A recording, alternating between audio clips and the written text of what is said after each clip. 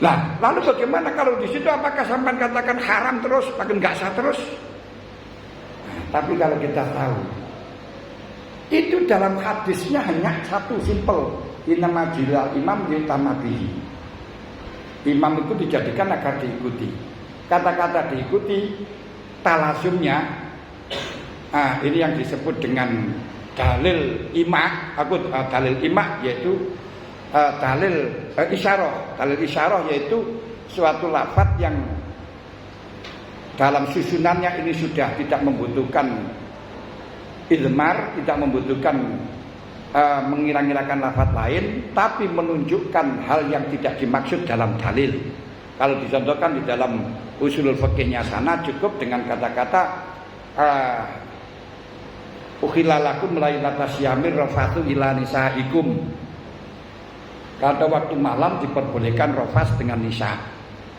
Malam itu mulai ghurubu syamsi sampai tuluul fajri.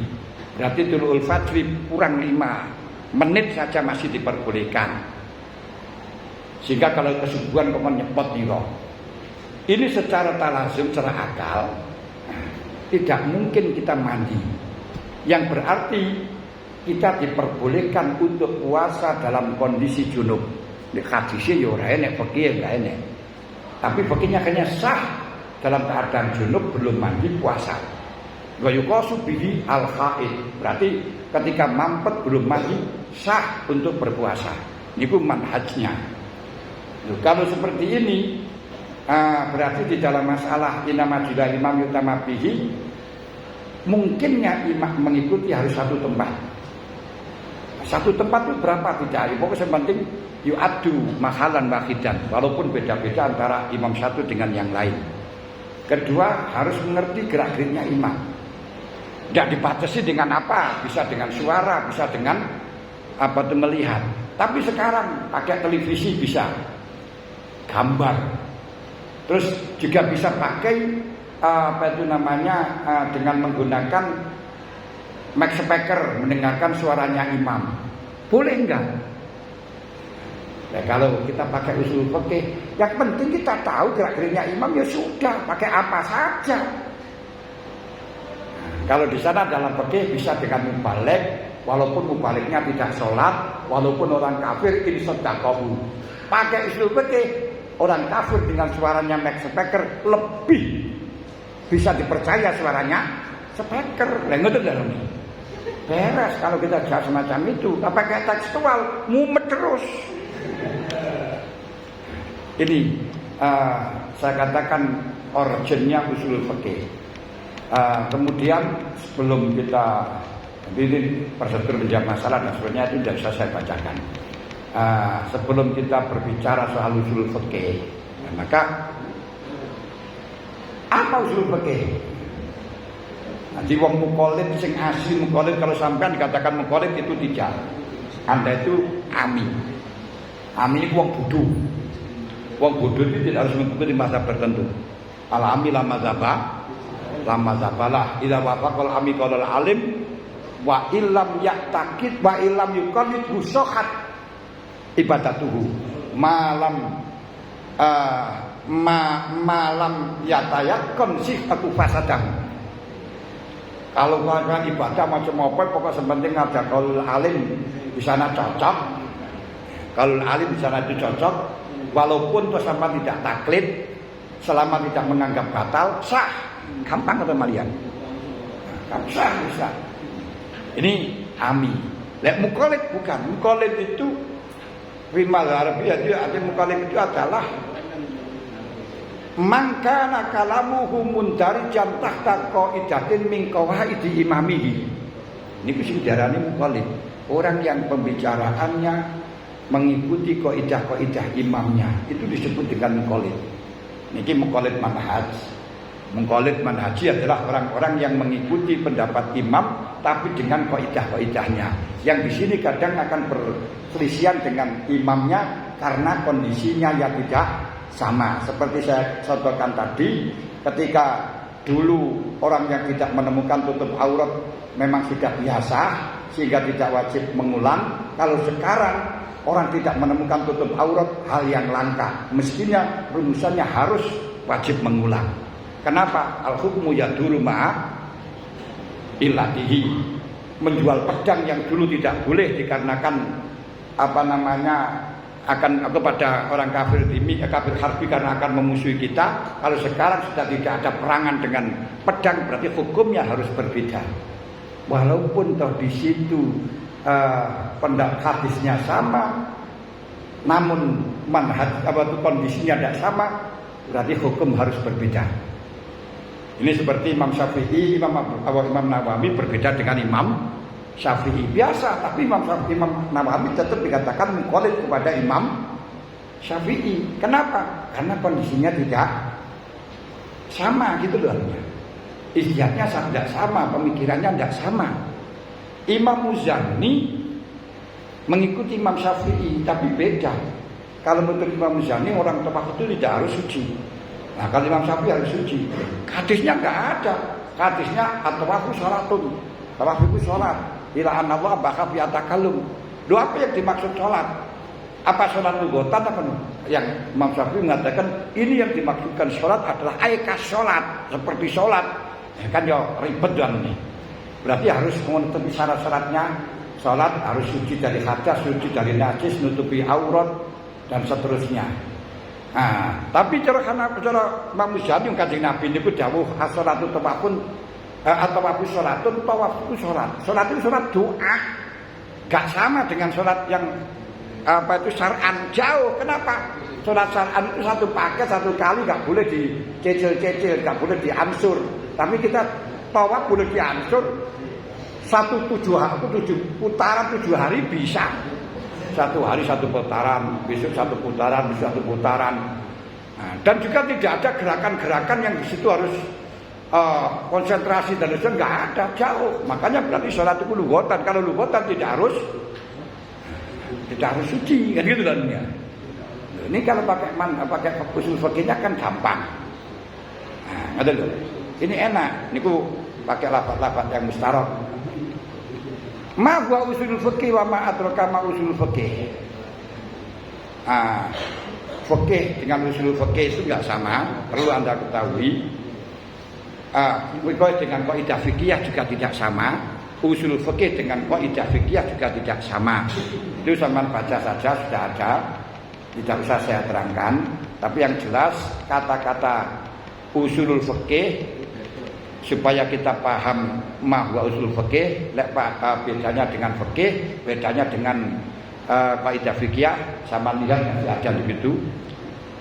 Untuk mengetahui mahwa usul fikih itu adalah alam, isim alam, yakni qawaid, kaidah, bukan kaidah fikih, kaidah yang bisa mengantarkan untuk mendapatkan hukum syariah yang far'iyah. Berarti yang selain ada nasnya Quran, yang selain nasnya hadis. Nah, misalnya kalau menurut Imam Syafi'i, orang sholat dengan disengaja, orang meninggalkan sholat dengan sengaja wajib qadha. Ya pas. Padahal nggak ada hadisnya. Nah, hadisnya itu ya man nama an sholatin al nasya falyusalliha idza dzakaraha. Siapa yang tertidur ketinggalan sholat atau lupa ketinggalan sholat, maka ketika bangun harus melaksanakan sholat al-qadha. Ini karena ada uzur. Terus Imam Syafi'i ada uzur saja ini wajib qadha, berarti apalagi dengan sengaja wajib qadha.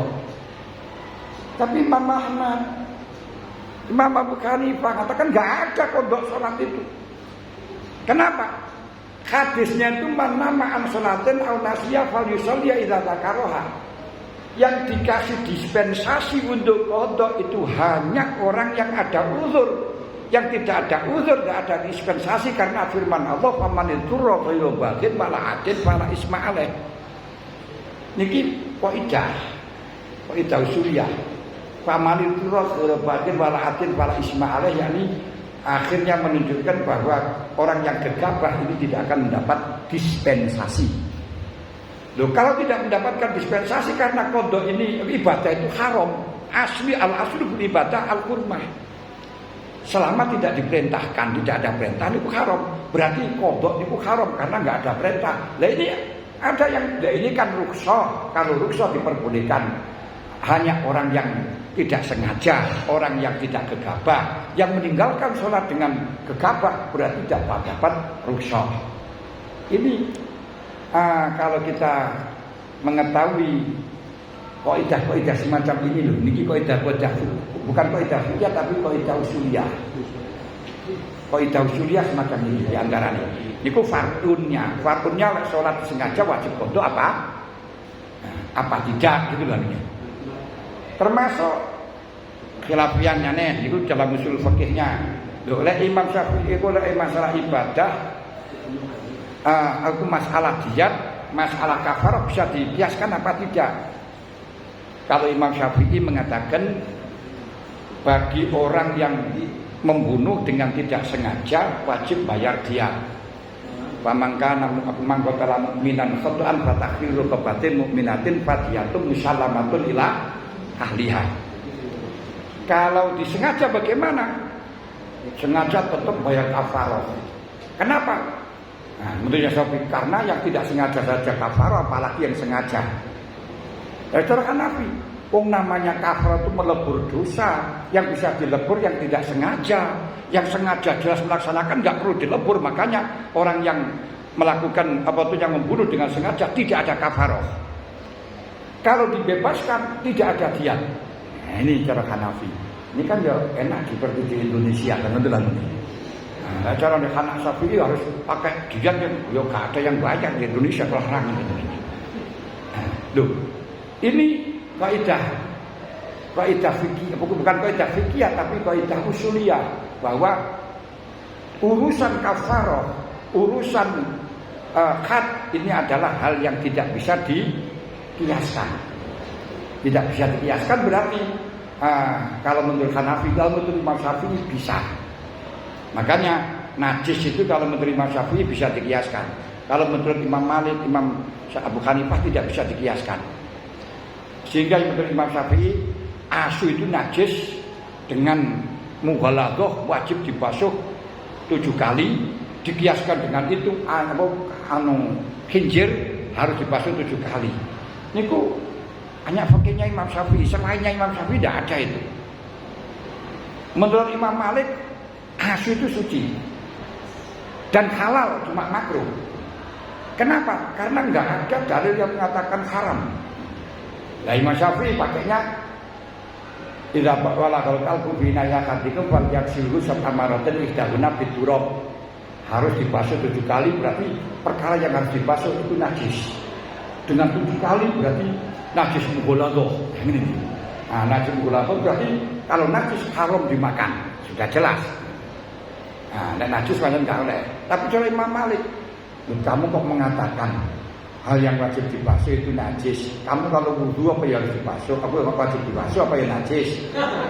Kalau kamu mandi kan yang harus dibasuh apa najis? Makanya jangan langsung mengkonis najis itu ta'abbud, jangan sekali-kali kau kiaskan.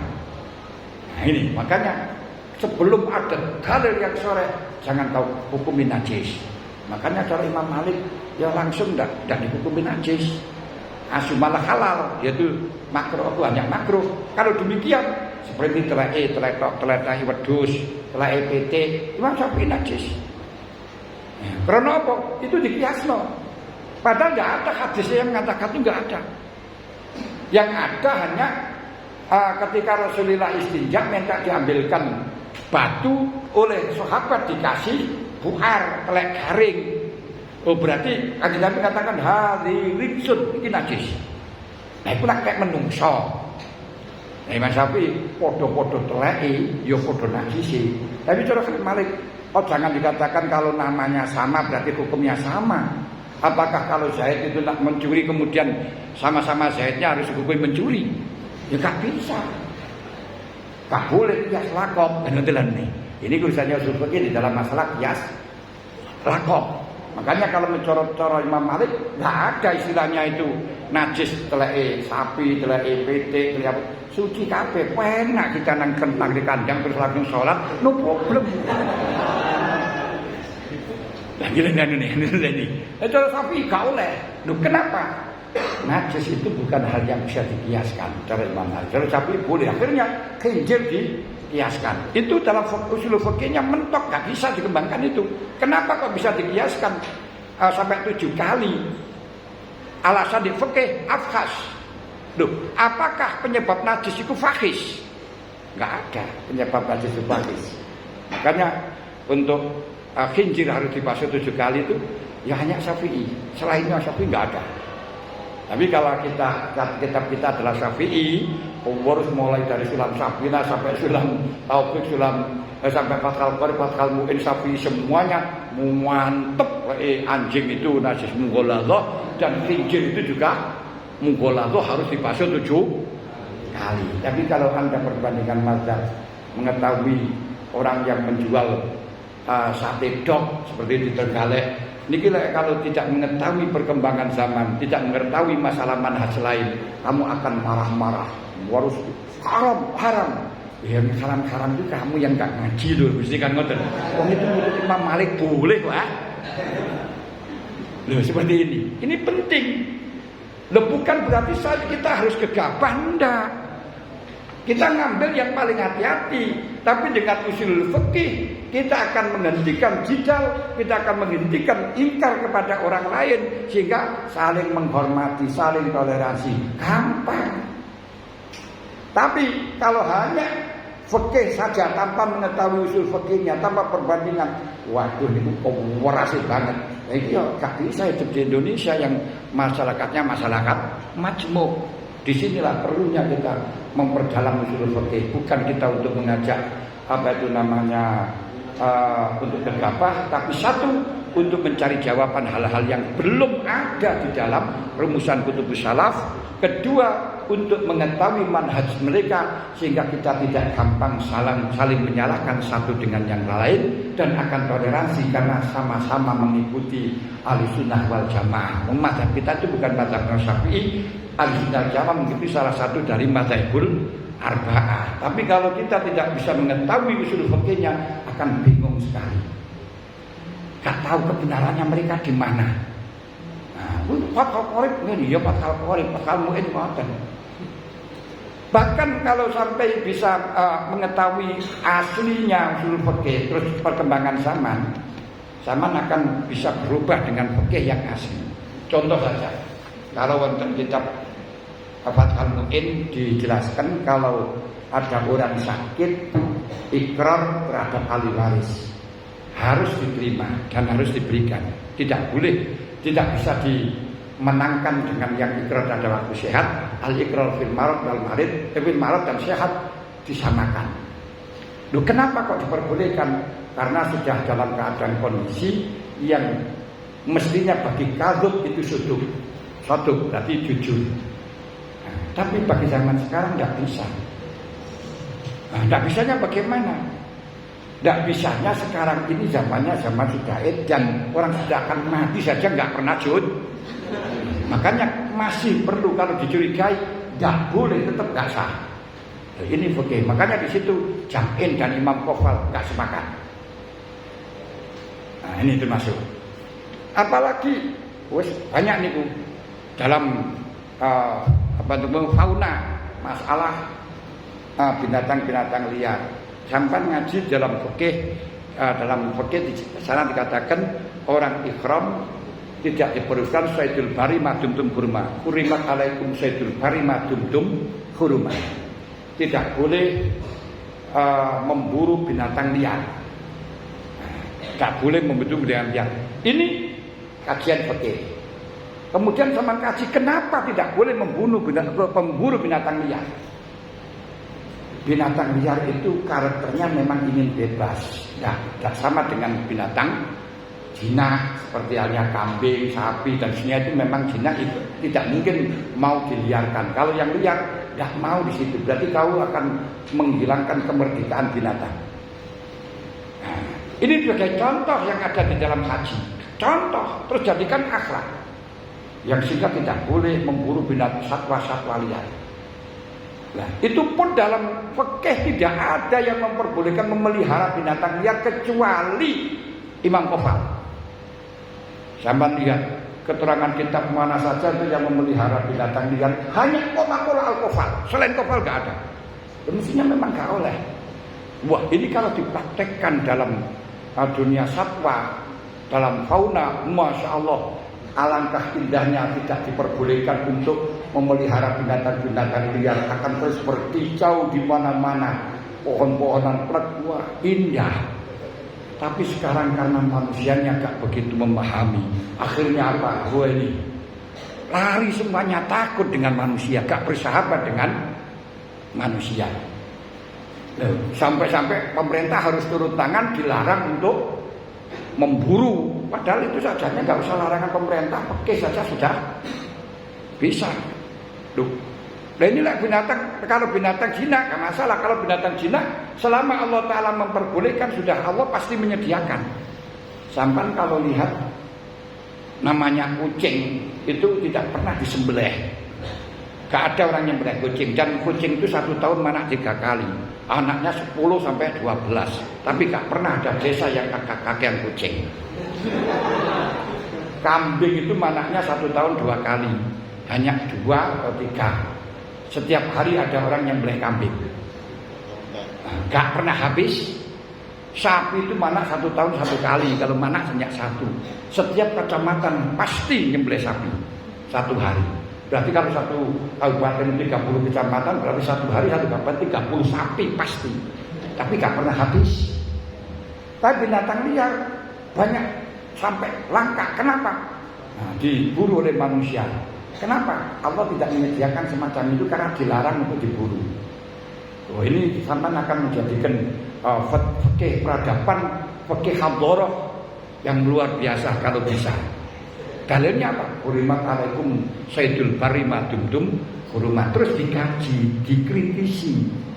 Nah, ini loh yang dimaksudkan dalam ngaji usul fikih itu, mengkritisi ilahnya apa, betul enggak?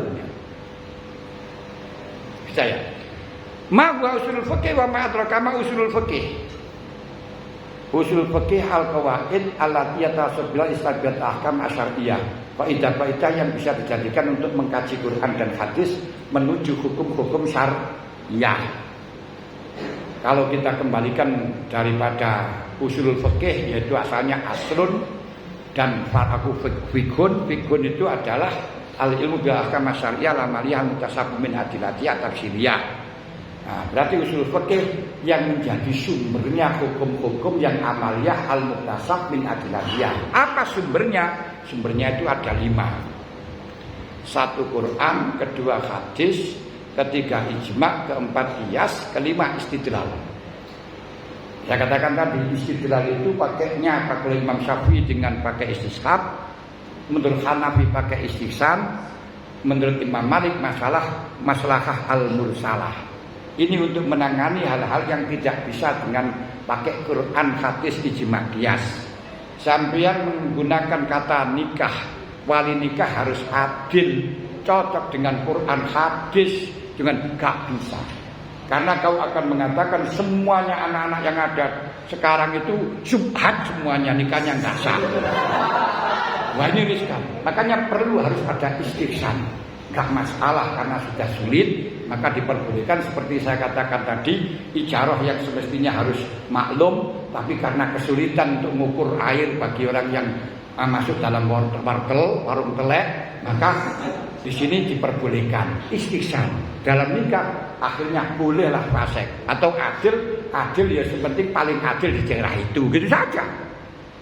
Tidak sesuai dengan adil yang makanya kemarin hari Selasa itu berbicara soal syaratnya ahwa yang di sana itu harus adil, kemudian harus alim, harus warid, apa warok, apa adil, apa alim di sana. Ini lah dirumusno, gak ada ahwa sama sekali nanti. Ya mungkin kalau PB masih ada syarat seluruh Indonesia, kabupaten ini gak enek. Yang alim saja gak bisa. Alim itu apa? Di sana la yakunu rajulu aliman hatta yatahaqqaqa bi ilmihi wa ta'assumma ta'arrada li sa'iril ulum wa ana bi aku wa nazara bi imhanin wa ya'lamu ma fatahu. Orang tidak bisa dikatakan alim sebelum mengetahui ilmu dengan cara tahqiq dan kemudian aku mempelajari disiplin-disiplin ilmu yang lain, perbandingan ilmu-ilmu yang lain yang kemudian dikaji ilmunya itu, kebenaran ilmunya itu. Sampai sudah belajar fikih, perlu dikaji kebenaran fikih Anda dengan pakai manhajnya. Kalau tidak, al-ifrat qatil. Ilmu itu kalau sendiri akan membunuh diri. Bunuh diri. Makanya seorang ahli hikmah Jalinus, ahli hikmah dari Yunani, Jaliyunusa, itu ditanya, "Limadza aujabta binta'in wahidin bidawain akasiratin?" Kenapa kau mengharuskan untuk mengobati satu obat, satu penyakit, tapi dengan dawain kasiro, obat yang banyak? Jawabnya, wal maksud wahid. Maksud saya hanya obatnya satu. Banyak itu karena karakter manusia beda-beda. Kalau di satu itu pada penyakit, misalnya penyakit keras, tapi dia sudah juga punya penyakit lambung, penyakit jantung, penyakit darah tinggi dan seterusnya. Ini kalau diobati satu akan mengganggu yang lain. Misal obat kencur atau jahe, nanti gak kuat lambungnya, harus dikasih obat penangkal lambung. Kalau di situ obatnya pas manis, terus nanti akan membahayakan pada kencing manisnya, berarti harus dikasih obat penyangkal kencing manis dan lain sebagainya, sampai bermacam-macam obat. Tapi maksudnya obatnya satu. Ketika nanti obat satu itu obatnya hanya satu, perang, maka yang lain gak kuat, akan membunuh kepada dia.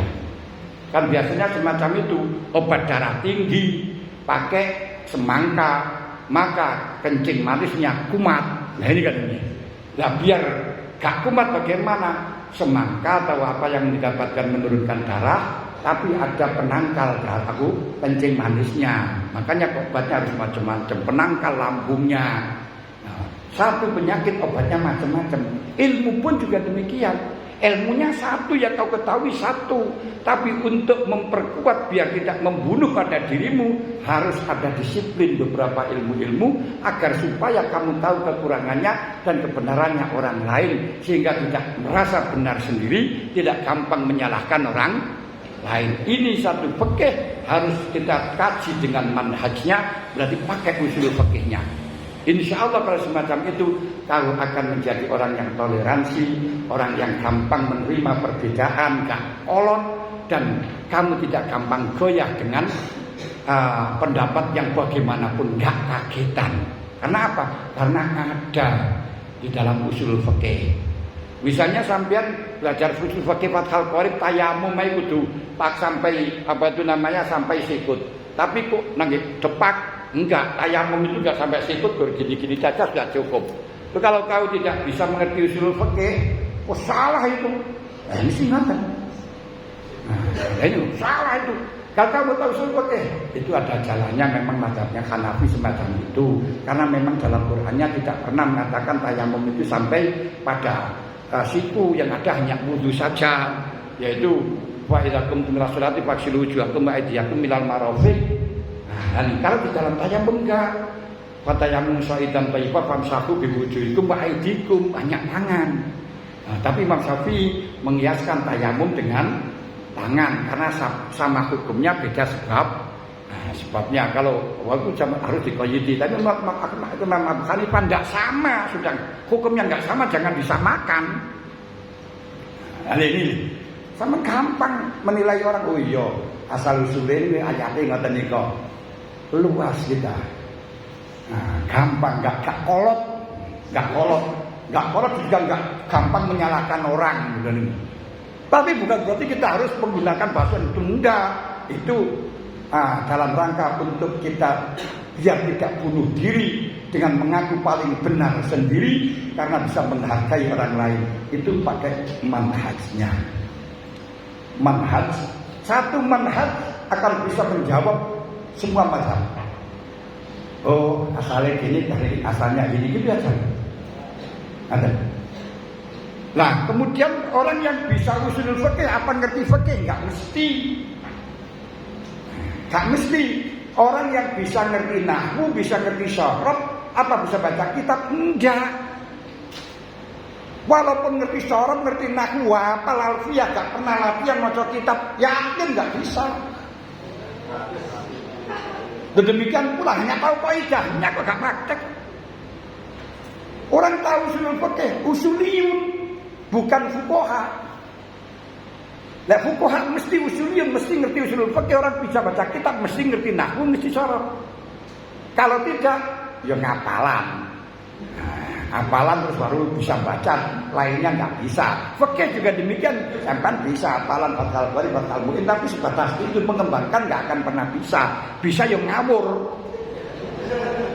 Sama baca kitab nggak ngerti kaidahnya, cuma hafal Fathul Bari, nang lainnya yang ngawur. Nah seperti itu, gak tahu benar tidaknya. Nah orang yang tahu benar tidaknya belum mesti bisa membaca. Masih ngerti usul fikih, gak ngerti hadis, gak ngerti Qur'annya, terus gak ngerti fikihnya, ya gak bisa. Paham ya? Makanya kaidah fikih aku usul fikih dengan fikih itu berbeda. Jadi usul fikih kaidahnya saja yang bisa menelurkan pada fikih. Berarti orang yang bisa mempunyai kaidah belum tentu bisa membuat fikih. Tapi orang yang tidak ngerti kaidah tetap tidak akan tahu fikih, gak bisa. Melalui tetap diarani ami, gak bisa mengembangkan. Ada. Bagaimana hukumnya baca ini? Hukum wa hukmu ta'allumi usul fikih ta'limu fardhu kifayah. Kemudian takut al-ahkam syariah, takut malaka anal-fikah wa alimu bil ahkam syariah. Al-hukmu lughatan al-manqu. Silakan dalam kitab. Sudah. Terus isinya usul fikih ini. Usulul fikih adalah dalil-dalilnya fikih yang secara ijmaliyah. Satu, yang kita bahas hanya itu saja. Apa dalil-dalilnya fikih secara ijmaliyah? Quran, hadis, itu bisa digunakan dalil. Hadis juga dikatakan dasar, ijma juga bisa dikatakan gunakan dasar, qiyas bisa digunakan dasar. Itu saja. Nah, kemudian bisa mengiaskan atau tidak bukan tugasnya usulul fikih, fuqaha. Nah, seperti nahwu, i'rab rafa, i'rab itu ada 4, rafa, nasab, jar, jazm. Alam 4 ya rafa ada 4, dhammah, wa abu dhammah, wawu, kemudian alif, nun dan sebutun nun itu mudhari. Ya, hanya itu saja. Lah terus ini Zaidun Qaimun diwaca apa? Bukan urusannya ahli nahwu, urusannya sing maca. Fikih juga seperti usul fikih juga seperti itu. Ijma bisa digunakan dasar. Ini ijma apa ora? Enggak tahu, bukan urusannya usul fikih, kamu teliti sendiri. Makanya sering kadang-kadang nakola al ijma, tapi banyak orang yang berbeda.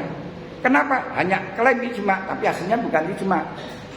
Lah fikih hanya usul fikih mengatakan ijma bisa digunakan dalil. Itu ijma apa tidak? Enggak tahu. Itu dulu. Hadis Rasul baik itu iqaulan, fi'lan, iqraran bisa digunakan dalil. Nah itu hadis apa bukan? Itu juga urusannya fikih, bukan urusannya usul fikih. Ya urusannya rawi. Itu hadis ngapusi apa ora ngono lho. Paham? Makanya bisa usul fikih tidak ada jaminan orang ngerti. Tapi orang tidak tahu usul fikih, jelas gak akan pernah ngerti fikih. Seperti itu. Ya kecuali apal itu aja. Apal nanti akan mengembangkan, akan tidak menemukan jalan kecuali ngawur. Karena gak tahu jalannya. Ini penyebabnya apa atau bagaimana. Nah, usul fikih adalah itu dan turuq sifatnya juz'iyatiha, bagaimana cara pengambilannya. Yaitu diatur dengan qiyas, diatur dengan apa itu namanya tadi dalil isyarah, dalil imah. Seperti dalil imah itu ketika ada ilat bersamaan dengan hukum, kalau tidak menjadi ilat lakana baidan. Sebagaimana Rasulullah ketika ada orang lapor kepada Rasulullah, waqtu ali fi Ramadan, ya Rasulullah, saya terjerumus istri saya pada bulan Ramadan. Aktif rokobatan, harus merdekakan hamba. Wah, bagaimana merdekakan hamba, saya enggak punya ya Rasul. Terus akhirnya sahri ini mutatabi'an, puasalah 2 bulan terus menerus. Bagaimana saya bisa puasa ya Rasul 1 bulan saja kebelowo, tapi 2 bulan. Wes atim sitina miskinan.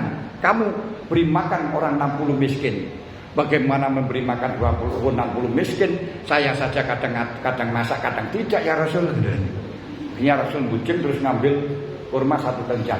Terus ya sudah ini kamu kamu kasihkan orang-orang yang membutuhkan di daerahmu. Maaf ya Rasul, tidak ada salah, tidak ada orang yang melarat kecuali saya ya Rasul.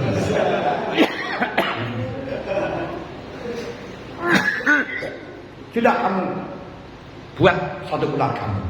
Yes, enak, melanggar oleh kurma. Nah ini ada beberapa hal macam-macam. Satu ini Kanjeng Nabi mengatakan aktif bersamaan dengan pertanyaan, berarti kalau tidak karena itu ba'idah, jauh. Makanya yang wajib untuk bayar kafarah yaitu bagi orang yang jima. Tapi karena tidak mau pakai itu tahqiqul manat. Ditangkeh sekarang. Tahqiqul manat itu kita mencari data-data penyebab-penyebab secara empiris, secara teliti, itu namanya tahqiqul manat. Setelah tahu tahqiqul manat perlu diuji kelayakannya, tangkihul manat. Nah sekarang kalau sampean katakan larangannya jima dengan makan itu sama-sama membatalkan puasa. Berarti bukan karena jimatnya, tapi membatalkannya puasa. Wong jimat saja kalau makan dulu juga gak masalah. Makan dulu terus jimat gak ada kafarah, berarti bukan karena jimatnya, tapi karena mokel. Berarti dibuanglah jimatnya. Jadi karena mokel harus bayar kafarah. Sehingga apapun penyebabnya pokok mokel wajib bayar kafarah. Ini cara Hanafi dan Syafi'i.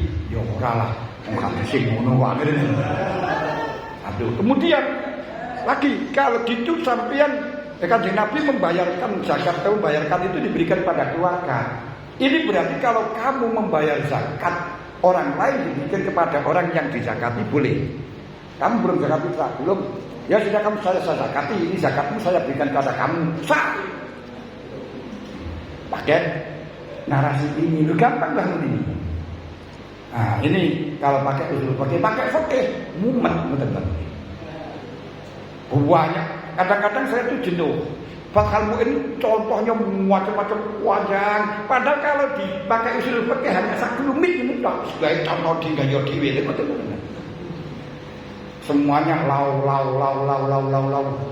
Banyak itu contoh semuanya. Itu memang konsumsinya untuk orang awam yang belum mampu untuk manhaj. Kalau manhaj gak perlu contoh. Satu, kembangkan sendiri, akan bisa membuat contoh-contoh yang banyak sekali, bisa membuat fikih. Iku di antara. Iku kaidah-kaidah fikih. Kemudian kedua, halus tafidiyah. Siapa yang boleh untuk mengambilnya? Ini masalah rawan. Sampai sekarang tidak bisa terjawab. Siapa yang bisa istihad? Siapa yang boleh mengambil? Ya ahlinya. Ahlinya siapa? Gak akan pernah bisa ketemu. Kenapa? Kanjeng Nabi jauh salah satu la taslamul ummatu kulluha. Ada 3 hal yang umat tidak bisa selamat dari 3-nya. Apa? Satu, hasud. Kedua, dzon. Ketika tiarah selalu menyalahkan dengan perkara lain. Nah, di sini karena hasud orang seperiode tidak akan saling percaya. Jangankan zaman sekarang, zaman Imam Ghazali saja sudah tidak ada saling percaya, sama bantai membantai. Kecuali pada ulama salaf zaman Imam Syafi'i, Imam Abu Hanifah, Imam Ahmad, Imam Malik, Imam Ahmad walaupun toh di situ berbeda dengan Imam Syafi'i, dia mengatakan saya tidak pernah berhenti mendoakan Imam Syafi'i selama 40 tahun setelah sholat. Saya tetap mendoakan. Ini kalau setelahnya itu sudah nggak ada, apalagi sekarang. Nah, cuman realita kalau kita tidak memberanikan bagi yang pesantren yang kita menggeruti itu, mereka-mereka yang tidak punya modal saja akan memberanikan. Nah, kita jangan menyalahkan, tapi harus bisa memberi rumusan. Kalau kita ingin memberi rumusan, maka manhaj harus kau pelajari. Walaupun setelah belajar gak ada jamin, sebagaimana saya sampaikan tadi. Tapi kalau kamu tidak belajar, pasti gak bisa. Pasti gak bisa. Belajar ngatur bahasa masail tanpa usul fikih. Gol takbir macam-macam. Oh, bingung. Maaf, saya itu bagi masail baik tingkat nasional dan saya nggak pernah takbir nggak pernah, cukup dengan adalah itu jawabannya segini, harus gini gitu saja. Hati takbir golek kiai, yang penting jawabannya di sini. Loh kenapa? Ya itu cukup dengan narasi anunya tuh, karakternya itu kaidahnya itu saja. Nah, kalau udah ketemu ya sudah kaidahnya saja yang dipakai. Itulah anunya. Ini penting kan ini. Kalau pakai takbir itu ya waktu dulu memang ya saya juga sering waktu cari takbir, tapi waktu zaman saya masih nom-noman istuwek itu sarah-sarasen juga bukan rasa lagi juga gak mampu untuk mencari lagi. Makanya cukup dengan pakai gaman yang secara global bisa untuk keseluruhannya. Itu pakai usul, pakai manhajnya. Para hadirin yang kami hormati, nanti kalau kita panjang lebar karena ini hanya menjelaskan, hanya promosi saja, tidak berbicara soal mahwa usulul fikih wa ma'adraka usulul fikih, terus apa operasional usul fikih, kan saya juga tidak dibahas semacam itu, hanya untuk spirit biar semangat usul fikih kan gitu hanya ini. Ya, makanya ya tidak saya bicarakan ini, yang penting Anda biar bisa semangat untuk usul fikih, hanya itu saja. Saya kembalikan, barangkali ada yang perlu ditanyakan. Kalau nanti ingin belajar usul fikih tentu nggak akan pernah bisa satu malam, berarti per bab itu satu bab itu saja, kadang satu masalah itu saja sampai berapa pertemuan nggak bisa selesai. Saya kembalikan, mohon maaf dan kemaafan. Assalamualaikum warahmatullahi wabarakatuh. Waalaikumsalam warahmatullahi wabarakatuh. Ya, itu tadi pembahasan tentang urgensinya ilmu usul fikih. Kalau sampai ambil kesimpulan ya sangat ahamul muhimat bahwasannya seperti itu tadi. Mungkin ini kita masuk ke sesi tanya jawab. Kami persilahkan bagi teman-teman yang ingin bertanya langsung pada beliau Romo Yai Aziz Subah, kami persilahkan maju ke depan. Yang mau bertanya kuliah usul fikih nama usul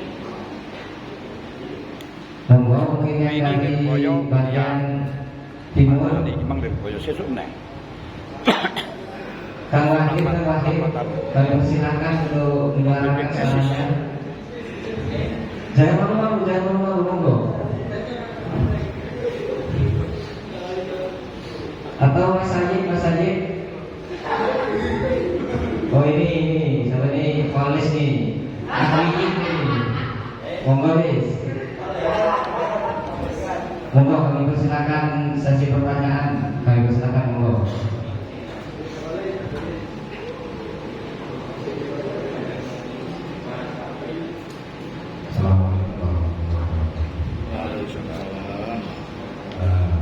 Terima kasih.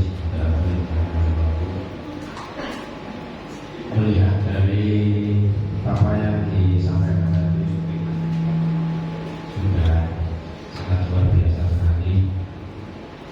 Jadi memang kajian fikih kalau kita rangkumkan dalam satu malam memang tidak selesai. Tapi sebagai pengupayaan bahwa di Mahatani Tajam Masyid ini dua tahun kebelakang ini sudah mengupayakan dengan ada kajian-kajian tentang usul fikih dalam bentuk musyawarah usul. Walaupun dari sisi pelaksanaan prakteknya ini masih jauh dari harapan, paling tidak ini sebagai langkah awal dari Mas Ahli untuk lebih dalam lagi untuk mengkaji tentang usul fikih. Yang kami ingin tahkirkan tadi terkait dengan materi bahwa status kita ini yang tadi dikatakan sebagai ami itu memang ami dalam madzhab Abu. Masalah yang ami ini kami hanya mentahkik saja. Seumpama ketika nanti santri ini dalam mengkaji katakanlah hukum usul secara mendetal, kemudian menjadi alim alam dalam bidang usul fikih ini, ketika nanti dalam menghadapi suatu permasalahan apakah cukup dengan adanya kaidah-kaidah usul itu tanpa merujuk terhadap masalah-masalah far'iyah yang sudah jadi? Apakah harus ditahqiq dengan masalah-masalah far'iyah yang sudah jadi di dalam kita luas produk jadinya, atau hanya cukup dengan keberadaan usul fikih kaidah itu saja? Memandang status Mas Adi, kami semua ini masih dikatakan sebagai amin tadi, karena memang kita punya cita-cita untuk menjadi alim alam dan usul fikih. Oke, mungkin itu yang perlu kami lakukan kepada narasumber kita. Lebih maaf dan terima kasih atas jawabannya. Tidak untuk sebagian. Assalamualaikum warahmatullahi wabarakatuh.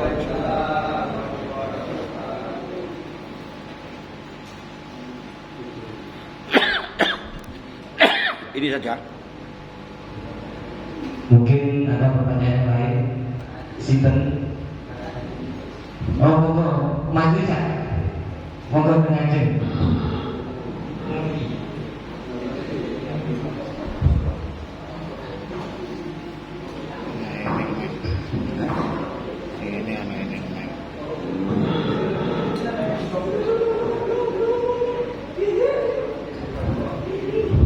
Alhamdulillah bermodal. Assalamualaikum warahmatullahi wabarakatuh.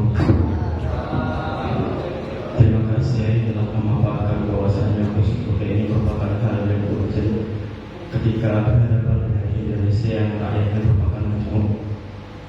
Tetapi dalam satu kasus kami melihat bahwasanya musik ini seringkali menjadi korban dari beberapa orang, seperti halnya ketika kubu liberal menyuarakan adanya LGBT dengan dasar ayat-ayat liwat yang di situ seolah melegakan, kemudian didukung, kemudian mereka juga menyatakan sebuah prinsip usul fikih yang di situ juga seolah-olah mendukung. Kasus lain seperti ketika sebuah pihak mengatakan langsung saja istinbat ke Al-Quran. Uang nyatanya bahwasanya usul fikih itu istinbatnya juga dari Quran seperti dalil qiyas dan sebagainya. Itu bagaimana cara menanggapi pernyataan seperti ini? Terima kasih.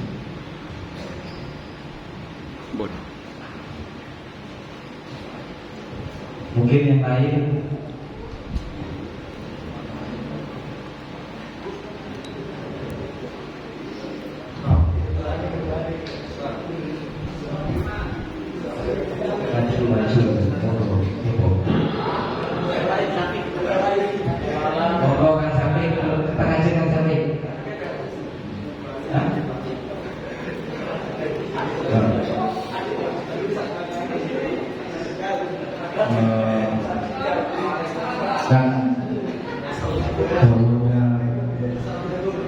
Assalamualaikum warahmatullahi wabarakatuh. Kata dawuh dari Yai Azizi tadi kan, kita nggak harus mengikut pada kitab fikih. Maksudnya itu kita harus mengikut pada mazhabnya negara, bukan mazhab dari fikih tersebut. Saya ingin bertanya, ketika ada seseorang, kita kan sudah tahu bahwasanya di fikih itu ketika ada seorang laki-laki itu mentalak istrinya dengan sore, saya tolak istri saya, tolak balik, itu hukumnya sudah tertalak. Akan tetapi ketika dikembalikan kepada hukum negara, itu masih belum dinyatakan tolak sebelum dia disidang atau apa itu, Pak.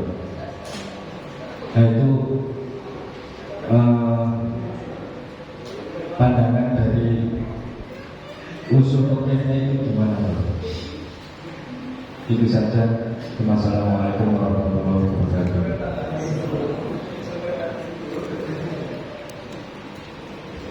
Bud. Belajar fikih itu ada dua cara. Usul fikih kalau Anda dari atas ke bawah, usul fikihnya saja tanpa fikih akan cenderung liberal. Karena fikih al Quran dan hadis itu dilarangnya tidak ada yang qat'i, semuanya zonni. Bisa qat'i karena didukung dengan dalil yang lain. Wujub sholat kalau dilihat dari teksnya saja, usul fikih beda-beda. Bahwa al-amru itu al-aslu lil wujub atau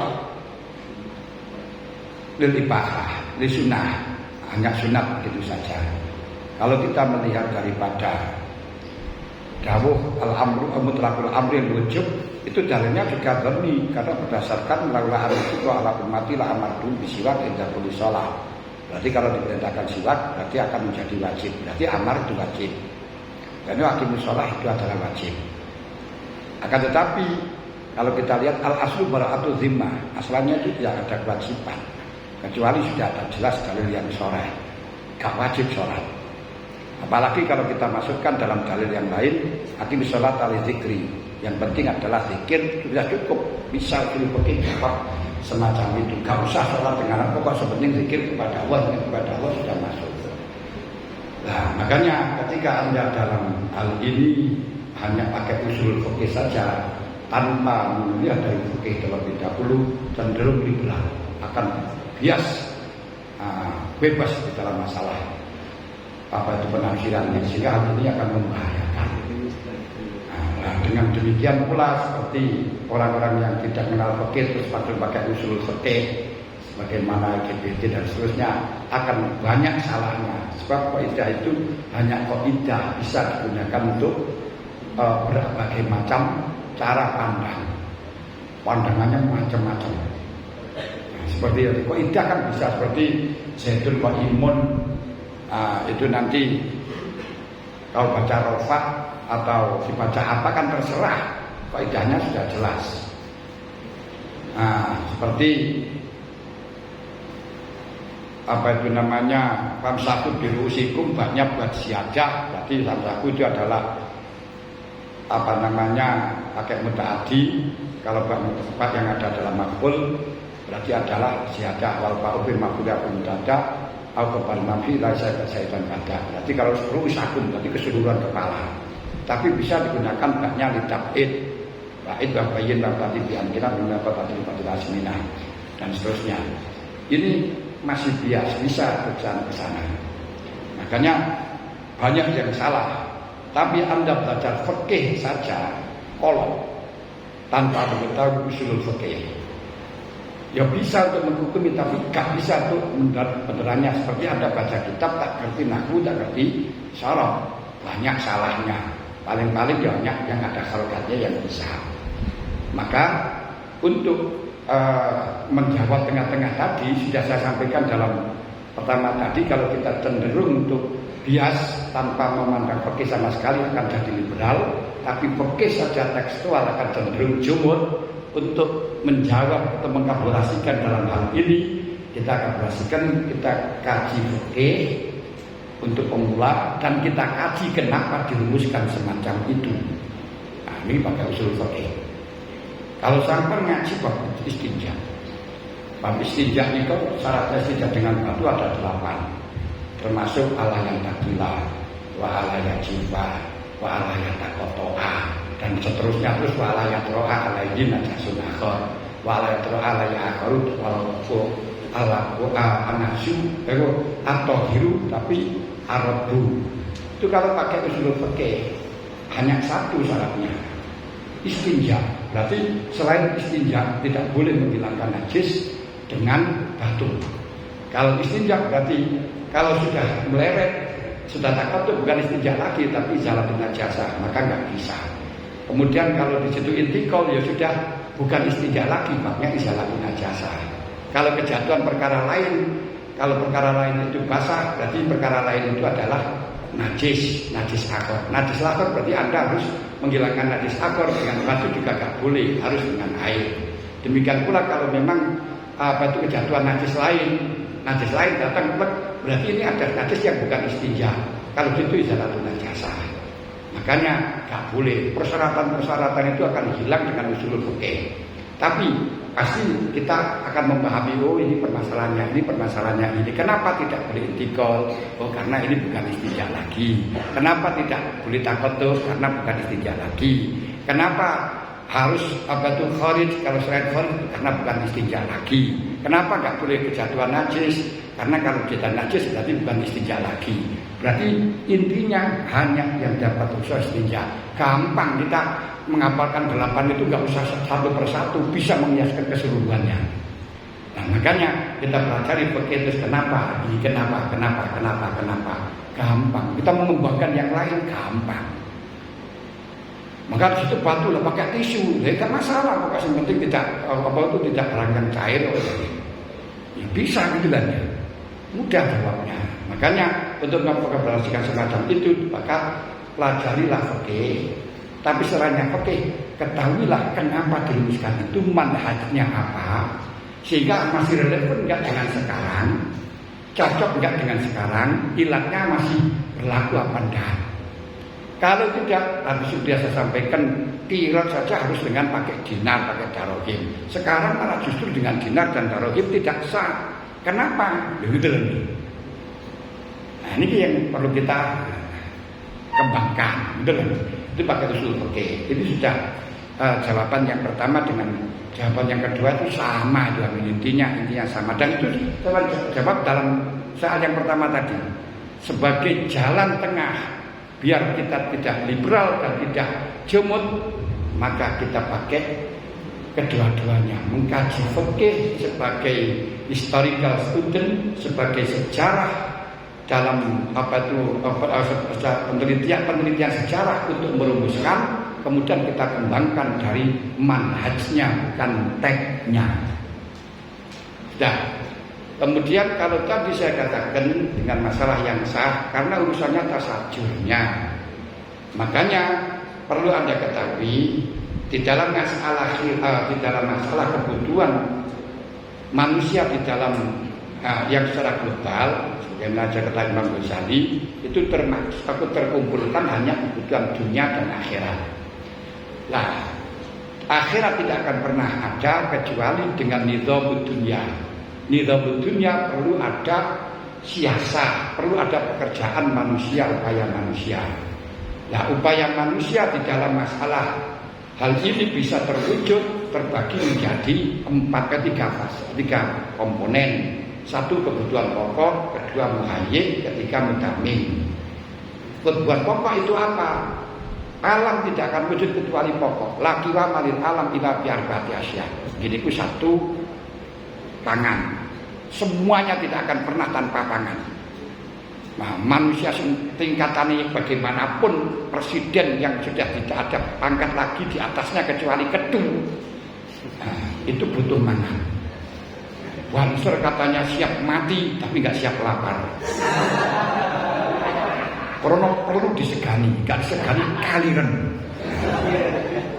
Nah, itu pohon-pohonan nggak akan hidup tanpa makan. Kedua, sandang. Kayak sandangan juga nggak bisa. Semuanya butuh pakaian. Kemudian ketiga, makan, tempat. Bangunan nggak ada tempatnya juga nggak bisa. Semuanya tidak ada alam kecuali tiga ini. Harus tiga ini pasti. Nah, kemudian yang keempat siasah, pengaturan. Nah, siasah ini siasah pengaturan. Nah, untuk kebutuhan yang kedua muhayyid, sampai tidak akan pernah bisa mendapatkan makanan dengan sempurna. Makan itu melibatkan coba panganan padi, melibatkan pandi, kayak meluku, kayak ngarit dan seterusnya. Dan ini berarti pandi itu bisa membuat arit tapi gak punya lahan, gak punya gak punya sawah, gak punya padi. Padahal makannya juga sama-sama nasi, tidak pernah mungkin makan besi. Oleh karenanya perlu ada penukaran dalam masalah membuat makan, membuat tempat butuh tukang. Tukang itu sibuk dengan tukang nggak bisa tani. Padahal makanannya juga nasi. Nah, makanya perlu mencari uang untuk membeli nasi. Nah, yang membuat uang ini adalah siasah. Siasah itu pengaturan. Makanya yang terbaik diantaranya adalah pengaturan. Terus kebutuhan yang ketiga itu mutamim seperti cat, seperti karpet. Ini tak ada, ini nggak bisa. Kita bisa hidup, cuma nggak sempurna. Ini juga membutuhkan tangan berapa saja, sehingga perlu ada pengaturan. Nah, siasah terbagi al-asyasah fi istihlakin nas ila tariqin mustaqim al-munajibid dunya wal akhirah ala arbaati maratib. Mengatur di dalam masalah urusan manusia bisa menyelamatkan dunia akhirat ini ada 4 martabat. Martabat pertama adalah khilafah nubuwah. Hal ini sudah selesai 30 tahun setelahnya wafatnya Rasulullah. Karena al-khilafah